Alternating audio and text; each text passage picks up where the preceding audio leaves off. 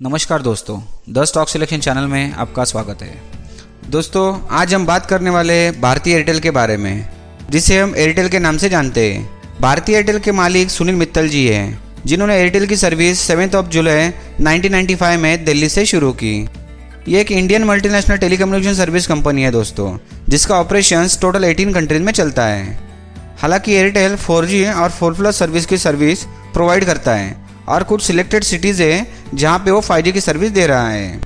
साथ ही में एयरटेल अभी broadband, digital television, banking, Android based service जैसे सेवाएं देता है। दुनिया के लार्जेस्ट मोबाइल नेटवर्क के ऑपरेटर में एयरटेल सेकंड रैंक पर आता है दोस्तों। उसका अगर मार्केट कैपिटल देखने जाएंगे तो वो है 4,83,495 करोड़ और निफ्टी 50 में 8वें रैंक पर आती है। चलो दोस्तों, अब ये कंपनी ने इन्वेस्टर्स को कितने रिटर्न्स दिए वो देखते हैं। देखो, एक महीने में कंपनी ने 4.04% के रिटर्न्स दिए हैं। एक साल में देखने जाएंगे तो एक साल में कंपनी ने 21.65% के रिटर्न्स दिए हैं। 5 साल में कंपनी ने 94.42% के रिटर्न दिए। और मैक्सिमम मतलब लिस्टिंग के बाद से लेके अभी तक के कंपनी के रिटर्न देखेंगे तो वो है 4067%। ओवरऑल देखेंगे दोस्तों तो ये कंपनी ने अपने इन्वेस्टर्स को ओके रिटर्न्स दिए हैं। अगर आपको अच्छे रिटर्न देने वाले निफ्टी 50 की स्ट्रॉन्ग कंपनी मालूम करनी है तो हमने अभी निफ्टी 50 की सीरीज चालू की है दोस्तों, तो आप हमारे प्लेलिस्ट में जाके वो देख सकते हो, जिसमें हमने पूरे डिटेल्स में हर एक स्टॉक की जानकारी दी हुई है और लास्ट में कुछ लेवल्स भी आपको बताए हैं। इसमें भी अंत में हम आपको ये कंपनी के बारे में हमारी राय बताने वाले हैं, तो आप अंत तक ये वीडियो ज़रूर देखें दोस्तों। और दोस्तों, अगर आपको किसी स्टॉक के बारे में एनालिसिस करनी है तो आप हमें कमेंट करके ज़रूर बताएं। हम आपके रिक्वेस्ट को पूरी करने की कोशिश ज़रूर करेंगे।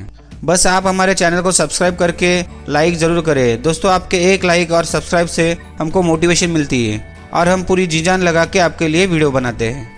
चलो दोस्तों, अब आगे बढ़ते हैं और कंपनी के कुछ फाइनेंशियल्स देखते हैं। सबसे पहले इसके क्वार्टरली रिजल्ट देखेंगे दोस्तों। देखो, दिसंबर 21 में कंपनी की टोटल रेवेन्यू थी 30,719 करोड़ और उनकी नेट इनकम थी 829 करोड़। मार्च 22 में 33,138 करोड़ इतना रेवेन्यू था और 2007 करोड़ इतनी नेट इनकम थी। मतलब ये साल कंपनी ने अच्छी खासी नेट इनकम जनरेट की थी। जून 22 में कंपनी का टोटल रेवेन्यू था 33,159 करोड़ और नेट इनकम थी 1,606 करोड़। और लास्ट क्वार्टर मतलब सितंबर 22 में कंपनी का रेवेन्यू था 35,085 करोड़ और उनकी नेट इनकम थी 2,145 करोड़। देखो दोस्तों, क्वार्टर ऑन क्वार्टर कंपनी ने अच्छे खासे रिजल्ट्स दिए हैं। चलो कंपनी का ईयरली परफॉर्मेंस देखते हैं। देखो, 2019 में कंपनी का टोटल रेवेन्यू था 86,245 करोड़ और नेट इनकम थी 409 करोड़। 2020 में उनकी रेवेन्यू थी 91,337 करोड़, लेकिन ये साल कंपनी की नेट इनकम माइनस में जाती दिख रही है दोस्तों। देखो, -32,183 करोड़ इतनी थी। बहुत ही प्रेशर में दिखी है दोस्तों ये साल कंपनी। 2021 में कंपनी का रेवेन्यू देखेंगे तो 1,12,386 करोड़ इतना था और नेट इनकम थी -15,083 करोड़। लास्ट ईयर मतलब 2022 में 1,22,048 करोड़ इतना उनका रेवेन्यू था और नेट इनकम थी 4,254 करोड़। यहाँ पर लास्ट ईयर में कंपनी अच्छी खासी रिकवर होती हुई दिख रही है दोस्तों। चलो कंपनी के पास कैश फ्लो कितना है वो देखते हैं। दोस्तों, कंपनी के पास जितना ज़्यादा कैश होता है उतना कंपनी के लिए अच्छा होता है। जैसे कि हम लोग यहाँ पे देख रहे हैं, 2019 में कंपनी के पास -9,407 करोड़ इतनी कैश थी। दोस्तों, कंपनी की कैश रिजर्व निगेटिव में तब जाती है जब उसका एक्सपेंसेस उनके सेल्स के कंपैरिजन में ज़्यादा होता है। 2020 में कंपनी की कैश थी -2,588 करोड़ और 2021 में वो बढ़ के 20,947 करोड़ हो गई और लास्ट ईयर मतलब 2022 में वापस वो बढ़ते हुए 27,616 करोड़ इतनी हो गई। देखो दोस्तों, यहाँ हमें दिख रहा है कि कंपनी ने लास्ट 2 साल में अच्छा खासा कैश रिजर्व किया है। दोस्तों, इन्वेस्टमेंट करने से पहले हम सबको शेयर होल्डिंग पैटर्न भी देखना ज़रूरी होता है। इससे ही हम अंदाज़ा लगा सकते हैं कि ये कंपनी के प्रति बड़े निवेशकों का कितना लगाव है। तो चलो पहले इसकी प्रमोटर होल्डिंग देखते हैं। प्रमोटर्स यानी कि कंपनी के फाउंडर होते हैं दोस्तों। प्रमोटर्स की होल्डिंग सितंबर 21 से जून 22 तक कांस्टेंट दिख रही है, लेकिन लास्ट क्वार्टर में कुछ प्रमोटर्स अपना स्टेक बेचते हुए दिखाई दे रहे हैं दोस्तों। उनकी होल्डिंग 0.80% से कम हुई है, जो हमको सोच में डाल देती है। अब म्यूचुअल फंड वालों की हिस्सेदारी देखते हैं। आपको बता दें कि म्यूचुअल फंड ये एक ऐसा फंड होता है दोस्तों जो एसेट मैनेजमेंट कंपनीज द्वारा मैनेज किया जाता है, जिसमें ये कंपनी इन्वेस्टर्स से पैसा जमा करती है और रिसर्च करके स्टॉक बॉन्ड्स जैसे सिक्योरिटीज में इन्वेस्ट करती है।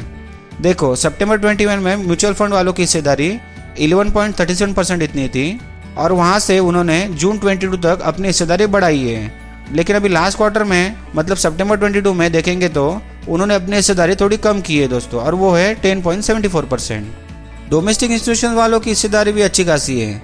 डोमेस्टिक इंस्टीट्यूशन वो होते हैं जो अपने खुद के कंट्रीज में निवेश करते हैं, जिसमें इन्वेस्टमेंट बैंक्स, इंश्योरेंस कंपनी जैसी बड़ी इंस्टीट्यूशंस होती है। देखो सितंबर 21 में उनकी हिस्सेदारी थी 7.78%। उसके बाद क्वार्टर ऑन क्वार्टर बढ़ते हुए अभी के सितंबर 22 के क्वार्टर में वो हो गई 8.15%। अब आते हैं फॉरेन इंस्टीट्यूशंस पर। जैसे कि हम यहाँ पे देख रहे हैं फॉरेन इंस्टीट्यूशंस वालों ने अपनी हिस्सेदारी थोड़ी कम की है। दोस्तों फॉरेन इंस्टीट्यूशंस वो होते हैं जो अपने कंट्री के बाहर कई कंपनीज में निवेश करते हैं और वो हमेशा जो डेवलपिंग कंट्रीज होती है उसे ही इन्वेस्टमेंट के लिए चुनती है। देखो सितंबर 21 में फॉरेन इंस्टीट्यूशंस वालों की हिस्सेदारी 19.87% इतनी थी और वहां से थोड़ी कम होते हुए जून 22 में हो गई 18.54%। और अभी के लास्ट क्वार्टर सितंबर 22 में वापस से बढ़ते हुए दिख रही है दोस्तों, और अभी है 21.88%। और सबसे लास्ट में आते हैं रिटेल इन्वेस्टर, मतलब हम लोग, जिनका fund compare to other share holders कम होता है और जो खुद का अकाउंट खुद अपने मर्जी से चलाते हैं। रिटेल वालों ने लास्ट क्वार्टर में अपनी हिस्सेदारी थोड़ी कम की है दोस्तों, और वो है 4.10%। ओवरऑल देखेंगे तो ये कंपनी का शेयर होल्डिंग पैटर्न दोस्तों ठीक ठाक है। सिर्फ थोड़ा सोचने की बात यह है कि प्रमोटर्स ने लास्ट क्वार्टर में अपनी जो स्टेक कम की है वो किस कारण की है। चलो दोस्तों अब इसके कुछ पॉजिटिव और निगेटिव साइड्स देखते हैं। सबसे पहले निगेटिव साइड्स देखते हैं दोस्तों। फर्स्ट, ये कंपनी इतना कुछ खास डिविडेंड नहीं देती है दोस्तों। सेकंड, ये कंपनी के ऊपर कर्जा बहुत है दोस्तों। उनका डेब्ट टू इक्विटी रेशियो देखो 2.99 का है, जो बहुत ही ज्यादा है। थर्ड, ये कंपनी नेट इनकम जनरेट करने में असफल रही है दोस्तों। लास्ट ईयर में थोड़ी बहुत रिकवरी करते हुए दिख रही है, लेकिन इनको ऐसा परफॉर्मेंस कंसिस्टेंट दिखाना होगा। इसकी पॉजिटिव साइड देखें तो इतनी कुछ खास पॉजिटिव बात है नहीं दोस्तों। हाँ, ये कंपनी बहुत बड़ी जरूर है, इंडिया के बाहर भी इनका बिजनेस चलता है, पर इनकी इनकम ग्रोथ इतनी अच्छी नहीं रही है दोस्तों। और अब ये कंपनी के बारे में हमारी राय बताएंगे। दोस्तों फिलहाल मैं आपको ये कंपनी में एंट्री करने के लिए सलाह नहीं दूंगा, तो पिछले 1 साल में कंपनी ने थोड़ा ठीक ठाक परफॉर्मेंस दिया जरूर है, लेकिन इसमें कंसिस्टेंसी होना बहुत जरूरी है। हाँ, अगर इसमें वो खरे उतरते हैं तो हम उसमें इन्वेस्ट करने के बारे में सोच सकते हैं, और जो पहले से इसमें पोजीशन लिए हुए हैं वो कंटिन्यू कर सकते हैं। दोस्तों हमने दी हुई जानकारी आपको अगर पसंद आई हो तो हमें कमेंट करके ज़रूर बताएं और हमारे चैनल को लाइक, सब्सक्राइब और शेयर ज़रूर करें। धन्यवाद।